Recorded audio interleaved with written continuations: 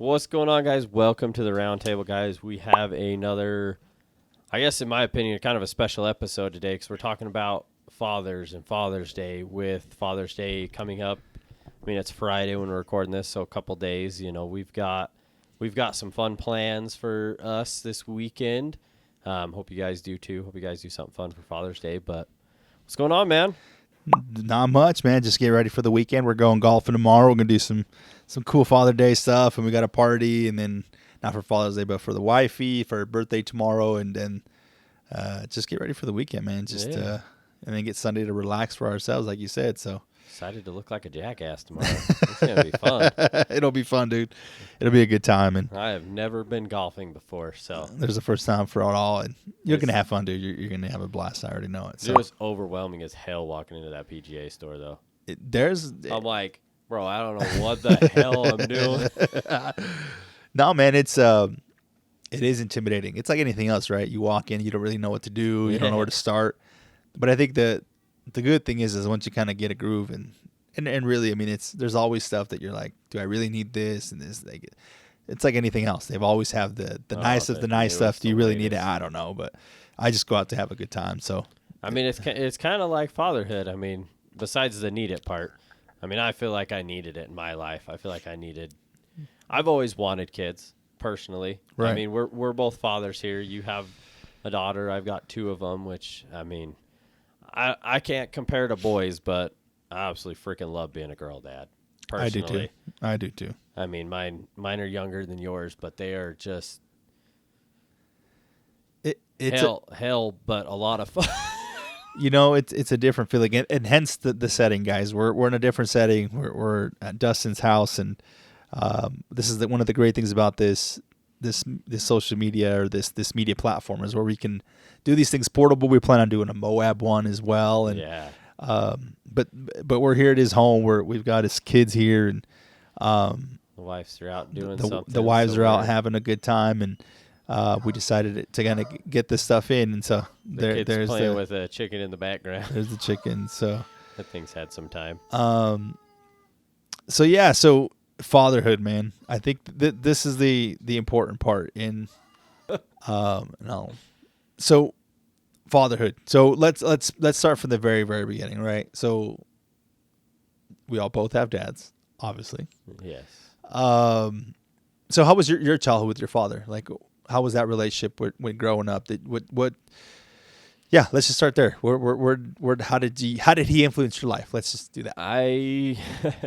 I'm almost a carbon copy of my dad. Okay. To be honest with you. I mean, he's always worked blue collar jobs. You know, he cut concrete for a living for holy hell, how many years? He did it for years, and then he went to boat mechanicing.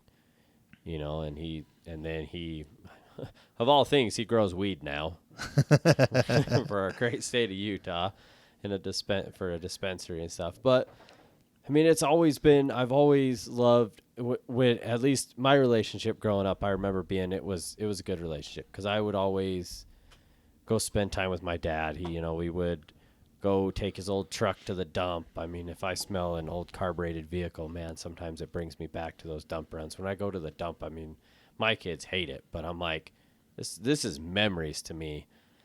So it was good. I mean, I still talk to my dad quite a bit. I actually talked to him on my way home from helping my buddy today because he had sent me a message and I was a little confused. So I called him, talked to him a little bit. But I'm a lot like my dad. You know, okay. I'm the blue collar boy. I love fixing stuff. I mean, he's taught me a lot. Woodworking, fixing cars, manners. I mean, we both have beer. I mean, I had carbon copy, like you said. Yeah. I mean, I have pictures of me standing next to him, and I mean, granted, in the lineup, it's weird, but in the lineup, I actually look like his youngest brother, and we all emulate. It's kind of weird how it all works out, but yeah, the way our mannerisms, the way we act, we're so much alike, which is crazy. That is crazy.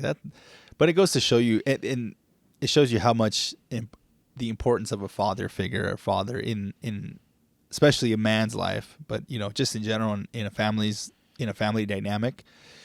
And you talk about the dump and how that was dude. That's like a a core memory, I guess you could say. 100%, man. If there's one thing I want from my dad, and if there's anything I could ever get, it's that truck. Really? Yeah, it's the truck. He still has it, and That's awesome. awesome. I did some math and I did some thinking because we were talking about something at work, and it dawned on me. I'm like, holy shit, this man's had this truck for 48 years or something like that. He bought it when he was 18. That's amazing. And he still has it. It still runs. We just put wheels and tires on it so that he could drive it again. And and I've told him from years and years, I'm like, if there's one thing, it's that. I mean, none of my brothers care about it. I mean, most of his stuff is my life, tools, guns, trucks, it's my life. So I'm like, that's the stuff I want. But if there's one thing, it'd be that truck just for that core memory. That's amazing. And even if it was to the point that he couldn't drive it and he just wanted to get rid of it, I honestly would try to put power steering on it and send it back down. Really? Just because he loves that thing so much. That's amazing. It's a beast. It does not have power steering. I mean, we were sitting there talking because my oldest daughter had a book report, or not a book report, had a report for school where she had to talk to a grandparent about growing up. And my parents don't live around here, so we went over to my mother-in-law's and we're like, hey, you got homework to do with her. And they were talking about, cell phones and cars and how different life was and how they brought their oldest child back in a laundry basket from California or whatever. But back when he was born, it was, 40 years ago. That was pretty common. Right. Like, and I'm like, I started thinking about it. I'm like, the only reason there was a seatbelt in my dad's truck on the passenger side was because of me. At a certain age, yeah, he's like, well, it's up to you. But that's the only reason. That's the only way my mom would let me ride in that is if my dad put a seatbelt in it, because the truck didn't require him for the year that it was. So it's just those little memories, like those things are so core to me. That's amazing. I love that. I mean, I know yours. We're gonna flip it. I know yours is a lot shorter, but if I remember right, there was another man that came into your life at some point. And yeah, so obviously my biological father, he passed away when I was young, so I was like 9 years old, and so, but there is also some core memories there, and a lot of it is, I guess people look at it as like a negative thing, right? There's things that I took from that situation that I wanted to improve on, at me being a father. So his example wasn't one of like, that's what I want to be. It was more of like, that's what I don't want to be. And that's just how I look at, my father in that sense. I'm sure there was some good things, but just memory wise, it was all kind of like things that I wanted to do differently. When I was a dad, I wanted to do better, be better at those things. And, for the most part, I things like, just being there, for your kid and showing up. And then, yeah, like you said, I had a stepfather that was in the picture for a little while, and he was the total opposite, and, to this day, I never really, I think I talked to him a little bit, before they separated from my mom. And, I think I'm pretty sure I thanked them, but if I don't, that's definitely one of the things I want to do. We don't stay in touch anymore just because, it's it just, yeah, there's a backstory there, but at the end of the day, I do owe him a lot. He took on a lot of responsibility. Do you remember how old you were when he came into your life? So I want to say like 11. So a few years after your dad. Yeah. Let's say 11 or 12, something like that. So I was just getting into my teens, so you already know how that goes. But I like to think of myself as a pretty, like, I was pretty like chill. Like I didn't have any animosity, when my mom started that relationship. And he was always a really cool guy, like really good to my mom, and that's really all I cared about. You know what I mean? I just didn't want my mom to kind of go through the same things that she had already been through before him. So I was totally happy with him just as long as he was there and was a good guy to her. That's all I really cared about. And so when he came into our lives, we were we were poor. You know, we didn't have a whole lot of money. We didn't have a whole lot of stuff. We were just really just all together as a unit. It was just us. So he kind of came into the picture. And, you know, like I said, I have a sister that's handicapped. And then my oldest sister was kind of had some troubles and stuff like that. So she wasn't in the home, but there was a situation there where it was a constant kind of drama deal. And then my second oldest sister, she was always around. But she had her own kind of struggles. You know, me and her were closer to my dad. And then my oldest sister and my youngest sister were closest to my mom. You know, it's just natural, kind of the way it kind of works out that way. But so when my dad passed away, my sister, next sister, I guess, the one that's closest to my age, the one that stuck around, she had a lot of animosity. You know, I think she was like 16 or something like that. So there was a lot of hurt there, like kind of joined the family. But over time, it turned out good. But yeah, he showed a great example. And that's where I like to think that I got a taste of both worlds. You know, I think I'm very fortunate for that because I saw what I didn't want to be. And then I saw a totally opposite of a guy that respected women. A good example. Yeah. He never put his hands on us. He was always like, look, you know, I remember we'd gone out and I think I was like 17 or 16 and we'd gone out for prom and I got plastered, dude. Like, you know, I was messed up and I'd smoked some bud and stuff like that. And I came home and the way we'd built our relationship with our family, like we'd sit down and eat together. You know, I'd sit down with them and just chat with them. But that night I just came home and I guess I didn't say anything. I just went straight downstairs. So that kind of raised the red flag. They brought me back up. Long story short, my mom was pissed. And I just remember how he handled it. He was like, look, he's not in the right state of mind. You know, because my mom was going off. My mom doesn't like alcoholism. She doesn't like any of that stuff because that reminds her of my dad and what the things he did when he would get in that situation. Not saying that I ever turned into that, but that's just flashbacks, right? PTSD. And so, yeah, I just remember that situation where he was just like, look, like chill out. Like not like that. But he's like, look, let's relax. Let him go to bed. We'll talk about it tomorrow. And that was a core memory for me because I was like, it was more like, let's treat him like an adult. Like, let's talk to him, but let's give him a chance to relax. He's not going to do anything tonight. Let him go to bed and we'll pick it up tomorrow. And I still remember that to this day. And I try to institute that, you know, especially as my kid will get older, you know, hopefully when she runs into issues or does something dumb, that I can have that patience and that ability to just say, okay, let's take a step back. If, you know, let's not freak out. Let's treat her like an adult because that's what an adult needs to be treated like. Even as a kid, like you just need to talk to him a certain way. And so he was a good example, man. He really helped us out a lot. He did a lot of things that I don't think a regular man would do. I mean, he assumed a family. He assumed that's a lot. He assumed, you know, a wife with a special needs kid, you know, two older daughters that, you know, were already living their own lives, and then a son.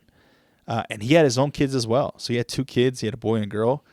And he was also from a divorce. And so, and then we had to merge those families together. You know what I mean? So there's a huge dynamic there, but he did a really good job. Like, we all have our faults, but I can, you know, to this day, I still thank him for a lot of the things that he's done in my life, the things he showed me. And he really started opening my eyes to, like, you know, ATVs and outdoors and traveling. And we take road trips, stuff like that. And he's a good guy. And, you know, I think I like to think that that's kind of where I started wanting, like, to build father power.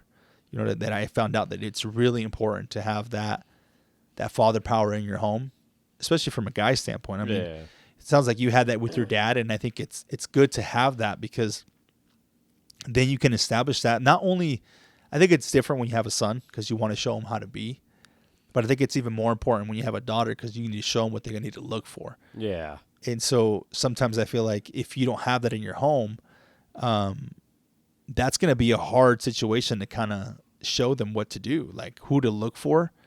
And being both fathers of daughters, like, I know for myself, like, you know, I pride myself being on, like you said, a girl dad and wanting to show them what a man should be like and treat them like, and listening to even some songs that talk about that stuff. Like, that shit gets me emotional. Like, I'm just like, oh yeah. And I look at them and we've talked about this, just staring at them, and when they're like in total bliss, joyfulness, and like everything, you could be having a shitty day, and you just show up, and they're just hugging you and loving on you, and it just shows you how important you, like Dustin, is as a dad, as a husband, and it's such a rewarding feeling. Like I can't even explain it, man. It really is. That actually brought up a memory. You know, there was some times the wife and I were having some pretty hard times, right? And I remember one day I was telling her, like, you know, it's shitty day. Like, I'm struggling today. And like me and her we're having our own issues, and you know, the next thing I know, she's like, hey, we're here. You know, and if I remember right, we were talking, but we were struggling with issues, different things. But she knew that seeing those girls would help my mindset just get a little bit better for that minute. So she took the time out of her day to come down to my work and say, hey, you know, hi, I'm here. Your girls are here, you know, and just to be able to see them. Yeah. It's fantastic. I mean, we, like a couple weeks ago, I even think I talked about it, you know, my wife took my mother-in-law to Wendover for the day, and my girls were sad, but I'm like, let's have a fun day. And man, they had so much fun. And even when we went to pick her up, man, they were excited. You know, we just had music playing in the truck, and then we were sitting in the bed of the truck, and it's just those moments where you're like, man, why? Like this is the reason for living. Like these two kids, like, you know, and everything that I've done to adjust myself. Yes, it's very selfish because it is about me. It is my choice to make it. It's my life I want to change. But me changing my life is to help better my wife's life, my kids, my family. It's to help those kids say, hey, yeah, dad struggled when we were younger, but look at him now. He's doing a lot better. We get along, everything's good, and that's my hope. You know, taking them and doing fun things and trying to just relax a little bit more. And you know, even reading and listening to Relentless, I'll add that in. You know, he talks about, you know, kids where you're constantly, don't do this, don't do this, don't do this, don't do this. But at the end of the day, like I have a little bit of a harder time with that part because I'm like, I do want to teach them right from wrong. And I do want them to kind of know how to behave. But at the same point, they need to be able to be themselves. Mm-hmm. And that, it's extremely hard because sometimes my girls love to yell, and there's two of them. So they both yell at the same time. And so it gets hard at times to just let them follow their instincts and do what they feel is right. But at the same point, I have to make time to make sure that they can follow their instincts and do what they need to do. Especially if I'm up here preaching that, hey, you need to do this. I need to allow them to do it as well. And it's hard as hell sometimes because sometimes I'm like, I'm overwhelmed. I am done right now. But that's also on me to walk away as a father and say, you guys do your thing. I need to go over here for a minute. I love that. Where's the importance for you of showing your daughters like your struggles? Like how important is that for you for them to see you struggle and see you overcome that struggle? Is that something you're showing them? See, that's a double-edged sword because as a man, I don't like to show my struggles, period. As a father, I don't want them to see me struggle, but at the same point, they have to know that I am human. I am a person. I am going to struggle. I mean, I'll be honest, my radio in my truck, shitty decision and punched it. Well, that was February, I think. January, so. February? Yeah, it's Feb, I think you mean. That radio's still in there. It still works. I don't know how. Cheapest piece of shit I can buy still works when I punch it. But, you know, and the girls, they saw it and they're like, what happened? I'm like, well, I made a bad decision.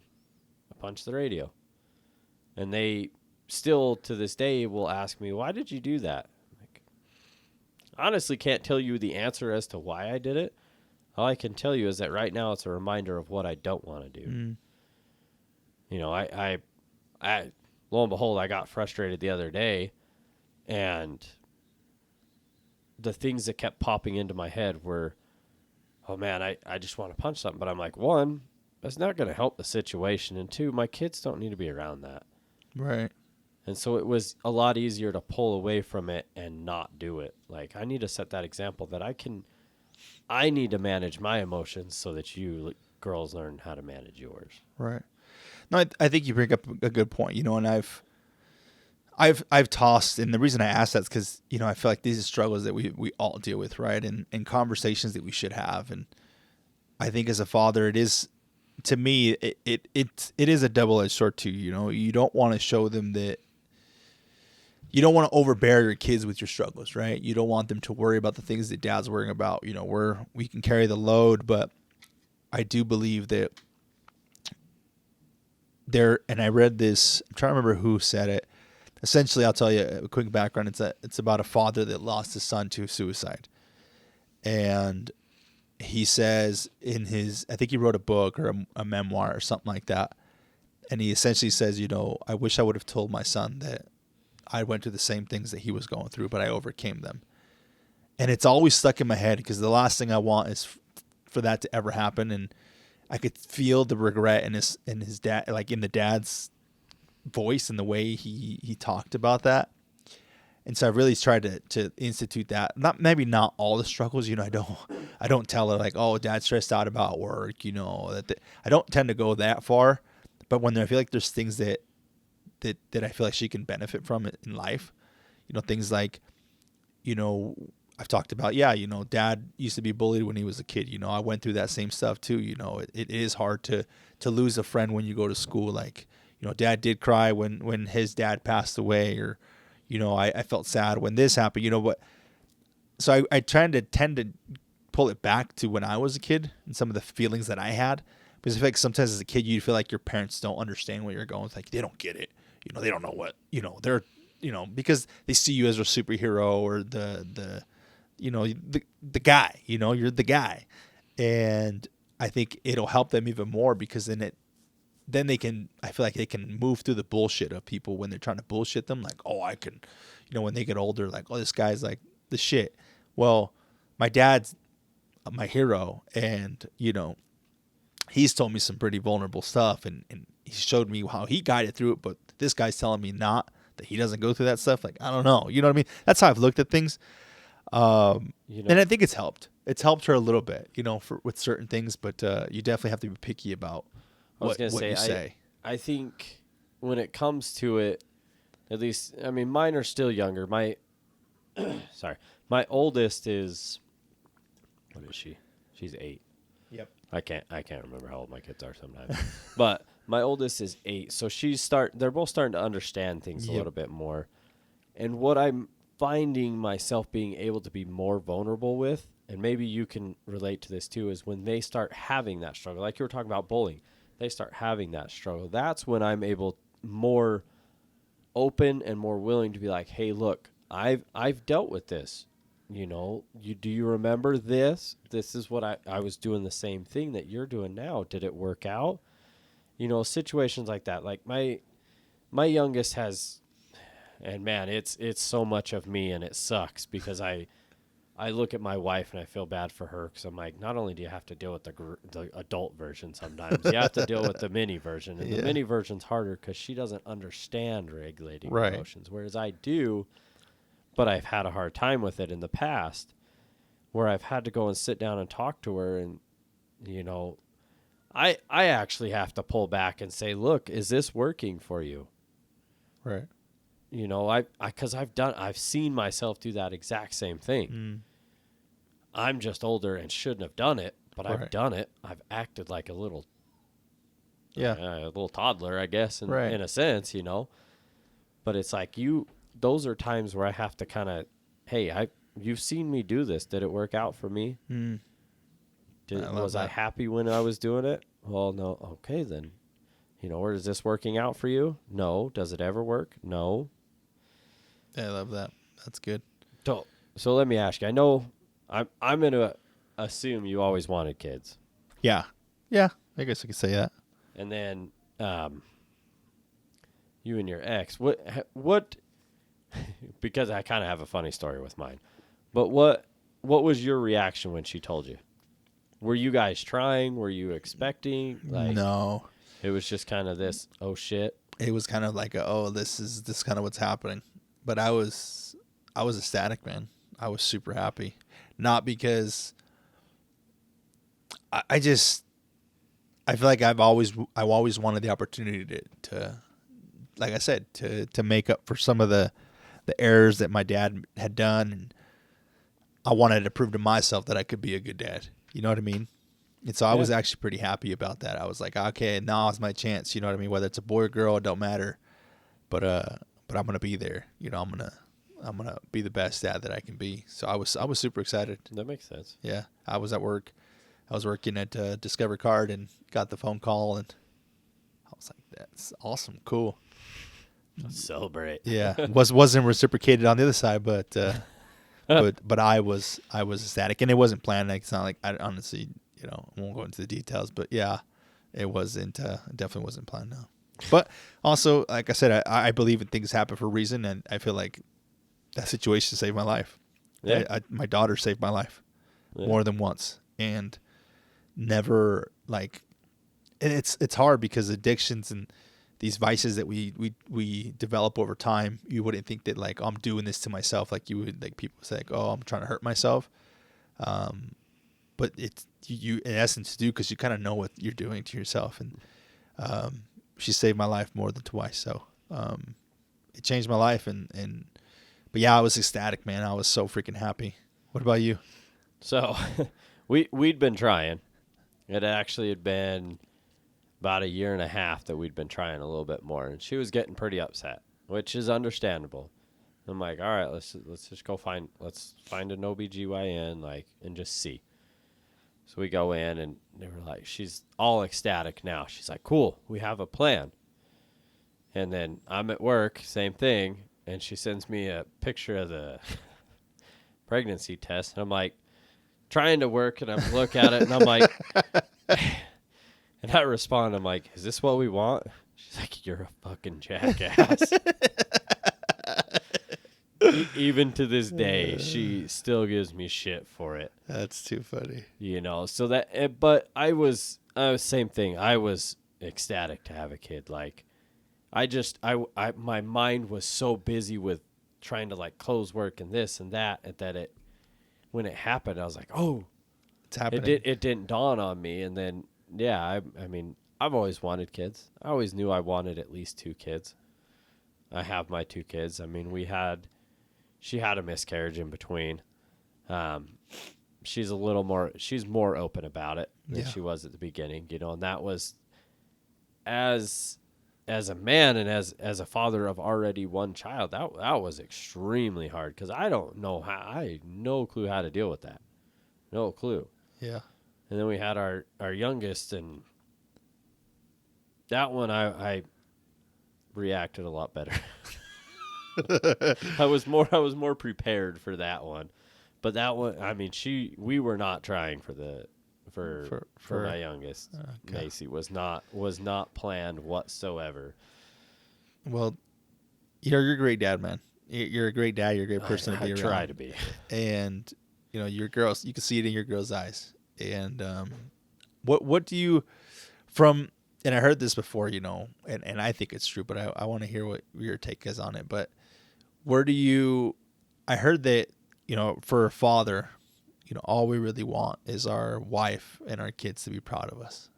Oh yeah. Where do you stand with that, man? Oh man, that's literally all, like, yeah. That's crazy. That's right? all I want. Yeah. Like, is for them to just be proud to call me dad or to call me husband, like, to look up to me. Yep. I mean, that it is true. That's all I really want. Like, I want. Like, could you imagine that? Like, because I've thought about that. I'm going to interrupt you, but I want you to just take a second and think of that. Like, your daughter is 18 or 20, and you're older guy, jacked, and your daughter just comes up to you and she's like, "Dad, I'm proud of you. Like, to me, like that, Oh, you yeah, just I'd burst into tears. Sure. You know, I have to say this, and I mean, you know how amazing your father-in-law is. First of all, I mean, we both absolutely love the guy. is amazing. My father-in-law is a pretty great guy. He's got his quirks. He's got his deals. He's got his issues. He's just like everybody else does. But he, you know, at the end of the day, I mean, I respect the guy. I love the guy. He's a good guy. He treats my daughters well, and he's the reason I have my wife and my kids. I mean, at the end of the day, but your father-in-law, I've known your father-in-law for 19 years almost. Wow. I mean, I've known him for a long time, and the relationship that and the reason I bring him up is him and your wife have the relationship that I hope Yeah, for sure. I have with my kids, because your wife absolutely freaking loves and adores your father-in-law. She does. And he will do anything. And we tease both of them. we used to tease the hell out of both of them. But and my wife and I have talked about it a lot, because my wife's not as close with her dad Yeah. as Taylor is with her dad. But that, if I can have that relationship, my daughter's sitting over here, you guys can't see, but with my two girls, and I know you're gonna have it with your girl. That's all we can hope for, yeah. Well, sure. yeah, I guess I should say that's all we can hope. That's all we can hope for. Because that relationship is just, I've over and over, that has been. He is a great guy, and we've talked about this. Really There's pillars. I see them as pillars in families, and Gary's one of those pillars. Oh yeah, You know, he is somebody that is always there for everybody. I mean, those just Matts and Sherilyn and Gary and all those Mattsing people, but Gary is a freaking pillar. He's always there for you no matter what. He's a tough son of a gun. You know, he's got a way of himself, but you know, he's an amazing guy. I'm not even sure you know the toughness sometimes. I don't. I can see it in his eyes. I really can. I can feel it. Him. I can feel it off of him, and the way he loves his kids, the way he loves his son and his daughter, the way he shows up for him is amicable. Like the way he shows up for you. For Sorry me, to interrupt yeah. you. The way he shows up for you, for me, for my kids. Yeah, he's an amazing. If you ever needed an example, like that's the guy that you could model, and you know it's good having in the family, because you don't have to be your biological father to use him as a role model. And I use Gary, like he set a barrier or I guess a boundary or a level of an expectation with his daughter, and hopefully I'm able to meet those expectations, and exceed them really. But that's what we want. We want to set the bar so high that when our daughters get around certain guys or certain people, that they know what they should be looking for, what a true pillar man looks like. And you know, here come the kiddos. They're gonna give a little hi to the camera real quick. Can you say hi? Look at the camera and say hi. He's giving her a card. All right. So these are his little kiddos, and you know, I'll talk kind of while they're here, but here, baby. Hey, don't hit the camera. They're amazing kids, and you know, it just goes to show you, you know, how important. Here's mine. Here's a little, not my kid, but here's the little kiddo on my camera. But go play, Mo. They you know, this is why we do these things. You know, this is why we strive to excel in everything that we do.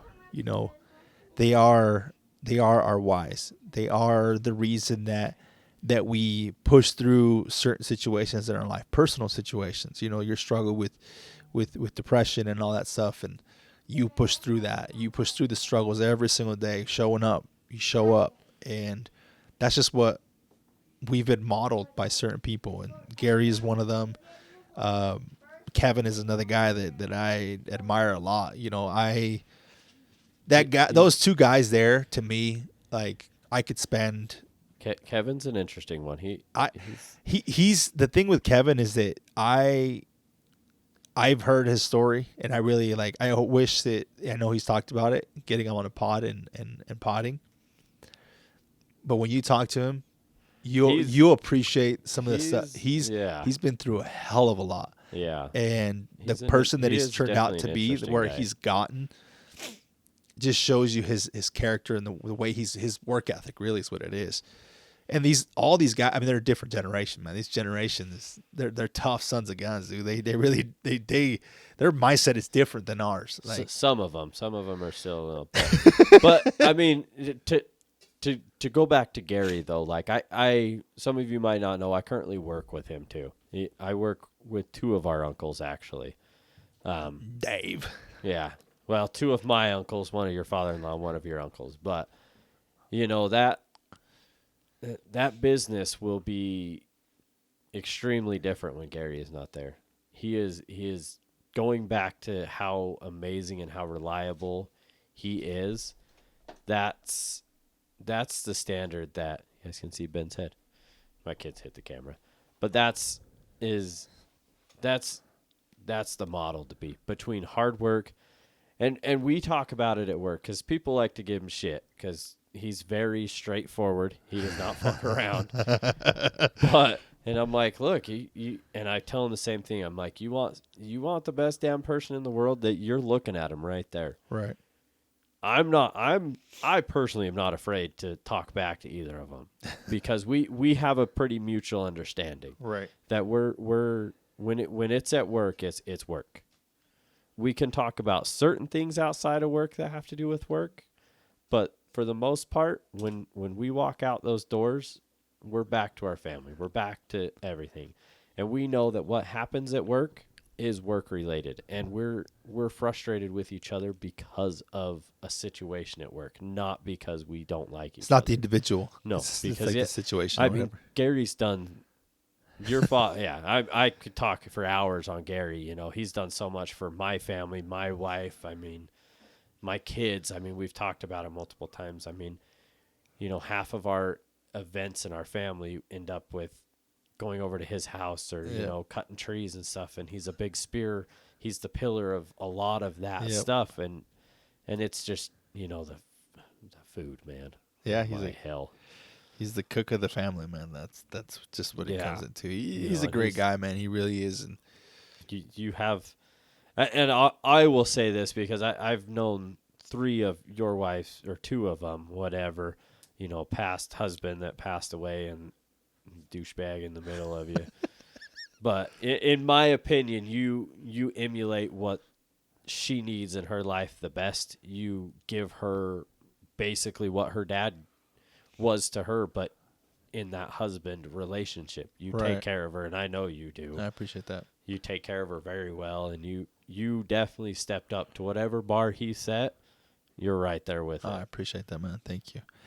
No, I think Gary's an amazing guy, and we've said this before, but yeah, everything we do is in our business or anything outside of trying to move forward in life is because of them and wanting to give them what we can.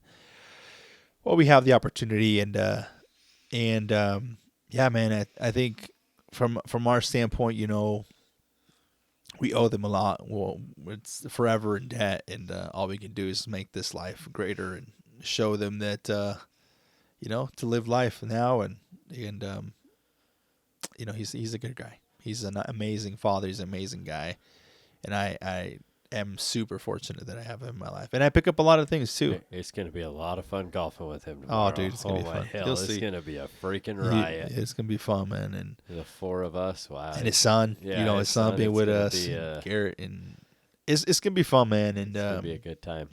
But yeah, man, I think from a fatherhood, you know, I got one more question for you. Go. So I'll give a backstory to this one. Me personally, when my oldest was born, you know, God, there's probably more pictures of me asleep with her than anything. Both of us napping. But the one thing I always told my wife was I couldn't wait until the words I wanted to hear most from him was "I love you." Those were the words I could not wait for them to be able to say. Did you feel the same? Can you remember feeling that way? Just want to hear I love you. Yeah. Yeah. Yeah. Yeah. Yeah, I can't remember where I was when I heard it, but I know that from a young age, because of the situations we went through, and I didn't realize this till probably 6 years ago, 5 years, 6 years ago. I guess I felt like I was incapable of being loved because of the stuff that we'd been through as a kid. So I really, I was trying to self-destruct mine and Taylor's relationship from the very beginning, because I was like, she's not gonna love me. She'll move on. She'll forget about it. Man, I have to say this because I think about it every fucking time you bring it up. I always laugh because of your starting story. Whenever you start talking about your relationship, it always cracks me up. So I'm like, you almost thought you didn't have a fucking chance, and look at you now. I didn't. That trip to 5 Mile, man. I don't think you can go back.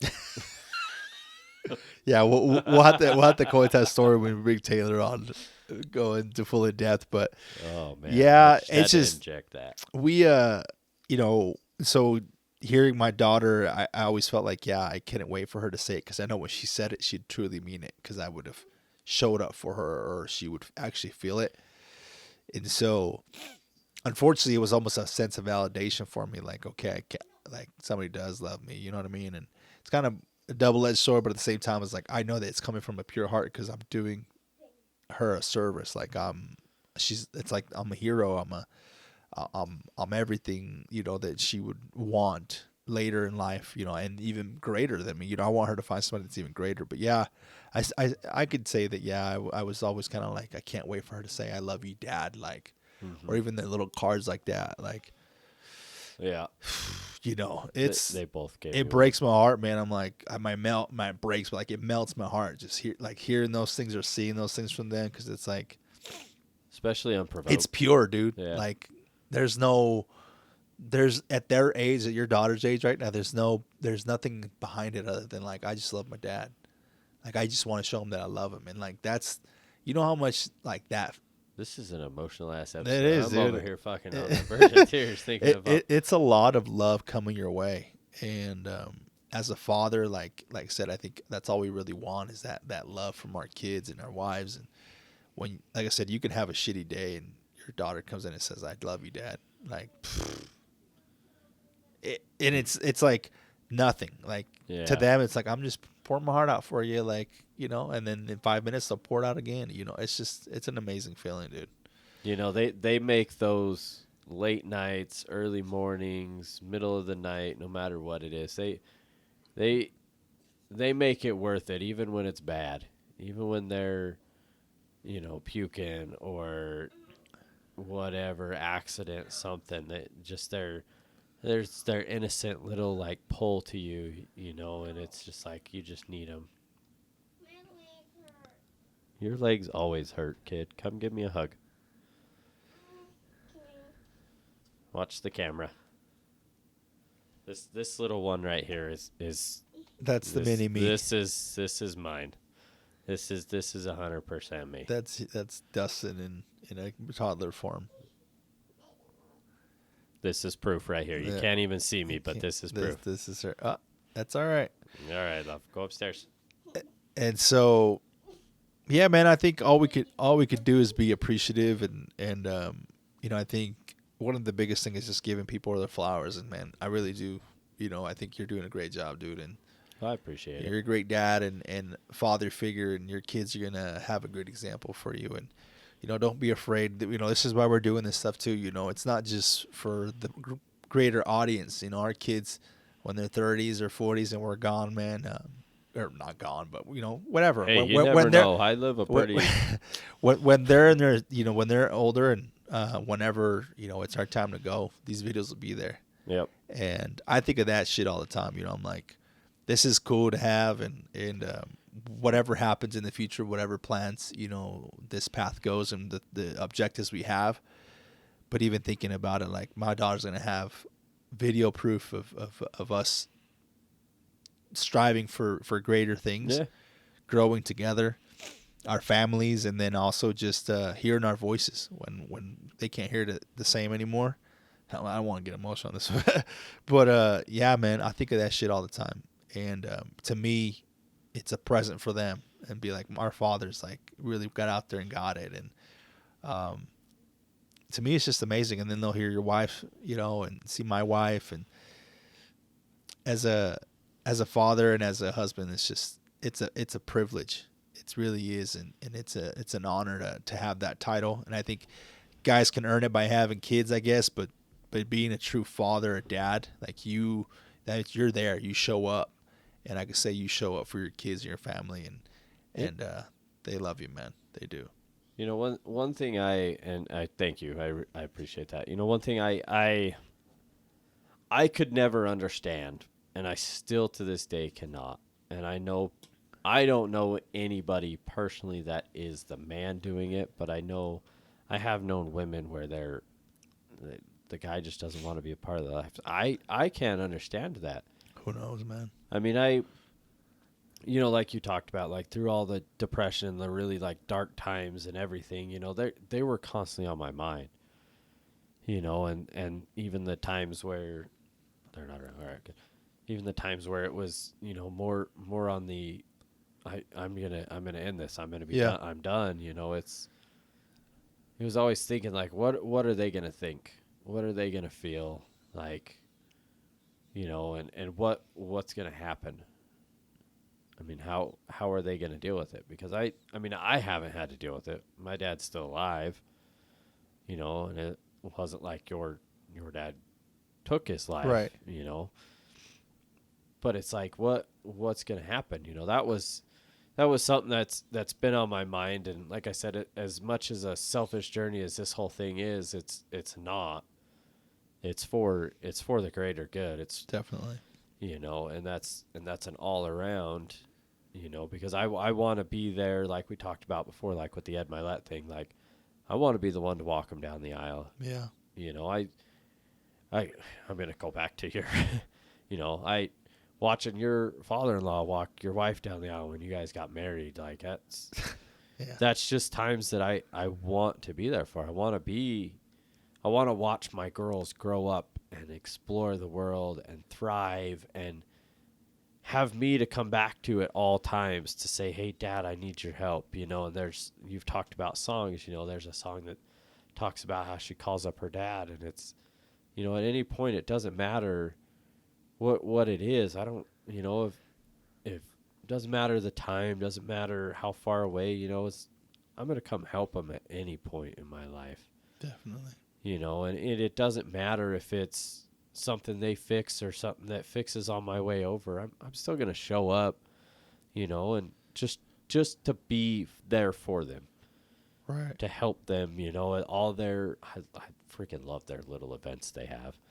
Their school programs and all this stuff. And just, it's so much fun to watch them learn and grow and thrive and just become these amazing little, humans. And, you gave me the tip, hey, make sure you bring flowers to that dance recital. Man, that was the luckiest day ever, and she's the luckiest girl. Yep. And, it was this whole big ordeal over something so simple. Some flowers and a trophy. Just showing up, man. Yeah. That's really what it takes. And well, man, anything else you want to hit on this one, dude? I know that we've been all over the place with this one, but I think it's just just wanted to bring that father power back into the family dynamic, and make sure that we show up for our kids, and people see that we're not perfect. We're nowhere, even everything that's kind of happening right now, we're all over the place. Kids are showing up, but that's what being a father is about.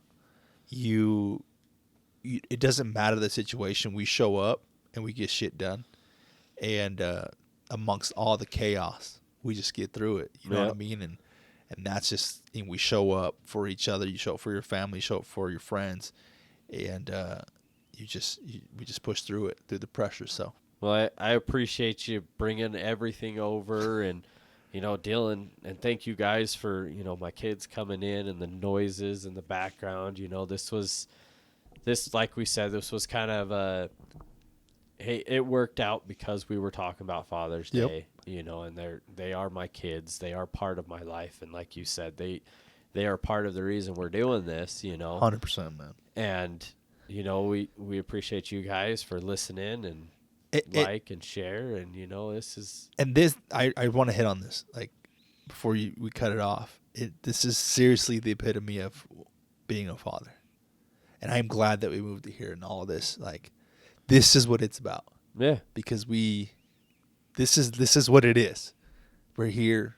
And I love that the kids showed up, you know. And, yeah, man, I appreciate you, bro. They're really interested because they haven't seen all this stuff before. They're like, what is going on? I mean, they barely know that I go do this because we do it so early, and I'm generally home by the time they're just barely waking up.